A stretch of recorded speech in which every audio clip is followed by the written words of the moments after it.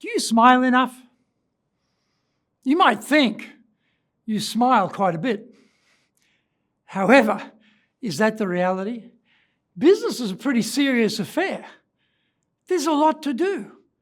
Times can be tough. And sometimes what's going on here is not a smile. And when we talk to people, what's going on here is not smiling either, because we're concentrating, we're serious, we're doing business, we're focused on outcomes, the numbers, what's happening with supply chain.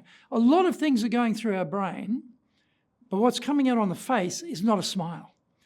So when you're approaching your team members, be you the boss or a colleague, don't come with a serious face. Come with a smiling face. Come with a friendly face. And guess what? The reaction is going to be a lot better. But sometimes we know this, but forget to do it because our concentration is so powerful. That serious face can sometimes look a bit of an angry face too. Got to be very careful about that. So when you go to approach people, you get some information, want to talk to them about the project, get an update, how the numbers coming, whatever.